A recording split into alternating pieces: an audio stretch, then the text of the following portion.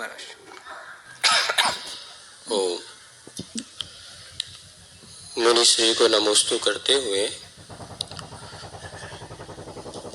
आचार्य श्री ने अपने जीवन में जिन अनुभवों को मूक माटी महाकाव्य में संजोया है, वास्तव में आज के सामाजिक परिवेश में वह एक बहुत महत्वपूर्ण अथवा ग्रहण करने योग्य है। विभिन्न लेखकों ने, साहित्यकारों ने स्त्री को अपने अपने अनेक रूपों में प्रदर्शित किया। आचार्य महाराज ने मूक माटी में स्त्री शब्द के अद्भुत व्याख्या करते हुए एक स्त्री की महानता को प्रदर्शित किया और समाज में उसकी क्या भूमिका होनी चाहिए, बातें बहुत अच्छी तरीके से प्रदर्शित की। मां स्त्री शब्द की व्याख्या करते हुए आचार्य श्री ने लिखा है, स यानी समशील और संयम है, और त्रि यानी तीन अर्थ हैं। तो धर्म, अर्थ और काम, इन तीनों पुरुषार्थों में पुरुष को जो कुशल संयत बनाती है सो स्त्री कहलाती है। तो एक स्त्री अपने स्त्री शब्द की महानता को सुरक्षित रखने के लिए पुरुष को धर्म, अर्थ और काम पुरुषार्थ में कैसे संयत बना सकती है, ये व्याख्या आपके मुख से सुनने को मिले तो बड़ा उपकार होगा। नमोस्तु महाराज। बहुत अच्छा भाव प्रकट किया है महाराज श्री ने।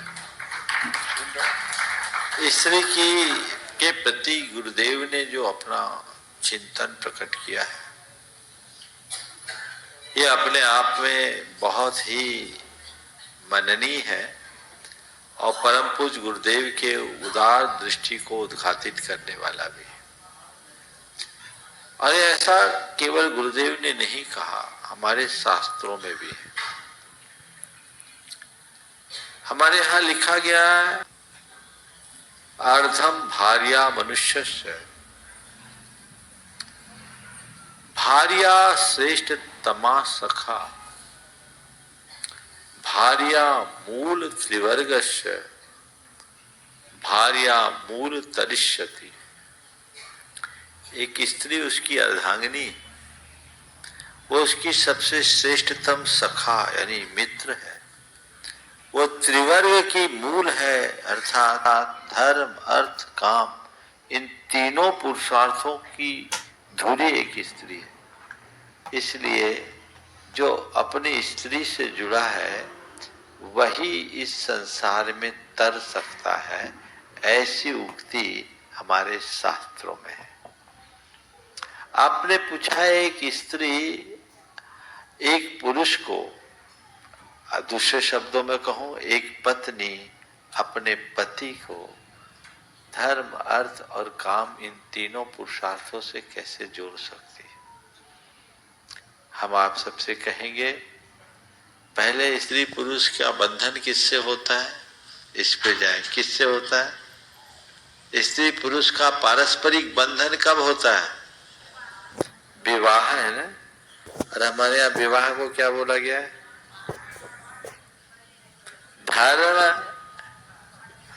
धर्म विवाह होता है। क्या होता है? थोड़ा शब्दों को देखिए, क्या है? धर्म विवाह। और विवाहिता स्त्री क्या कहलाती है? धर्म पत्नी या सहधर्मणी। धर्म पति तो कहीं नहीं हुआ, धर्म पत्नी होती। क्यों? इसलिए कि वो उसकी पत्नी उसके धर्म आराधन का मूल बनकर आई है, और उसने अपना जो विवाह किया है उसका नाम धर्म विवाह केवल इसलिए है कि ये विवाह धर्म के लिए किया है, अपने यौन सदाचार रूप धर्म के पालन के लिए किया है। तो विवाहोपरांत मनुष्य के संयमी, सदाचारी, मर्यादित जीवन की शुरुआत होती है। और मनुष्य की महानता तभी प्रकट होती है जब वो मर्यादाओं में बंधता है। उस मर्यादा को बांधने में सहायक एक स्त्री होती है। स्त्री के संदर्भ में कहा गया कि स्त्री एक नदी के समान होती है। नदी में दो कूल होते हैं और स्त्री के दो कुल होते हैं। नदी के दो कूल होते हैं, स्त्री के दो कुल होते हैं। नदी अपने कूलों के मध्य नियंत्रित वेग और निर्धारित दिशा की ओर बहती है तो जीवनदायिनी बनकर सारे संसार का उपकार करती है और विशाल सागर में समा जाती है। लेकिन वही नदी जब अपने तटबंधों का उल्लंघन कर देती है तो बाढ़ की विभीषिका में परिणत होकर सर्वत्र त्रासदी का कारण बन जाती है। तो नदी अपने कूलों को डुबाती है, कूलों की मर्यादा तोड़ने से, पानी के प्रवाह से, और स्त्री अपने कुलों को डुबाती है दोषों के प्रवाह से।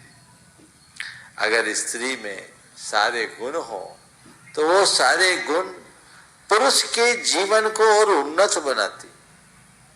इसलिए धर्म, अर्थ और काम, ये तीनों पुरुषार्थ का आधार उसे बताया गया। पर ये कब होगा? जब पारस्परिक संबंध मर्यादानुरूप हो, धर्मानुरूप हो।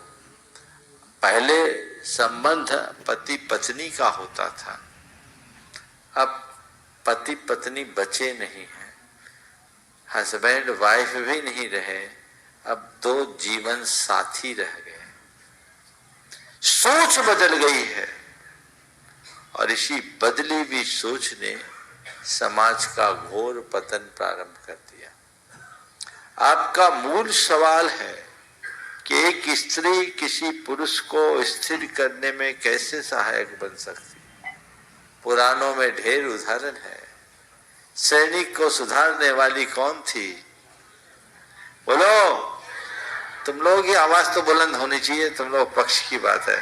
सैनिक को सुधारने वाली कौन थी? कालिदास को सुधारने वाली कौन थी?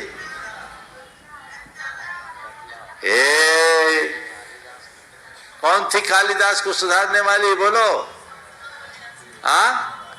सरस्वती।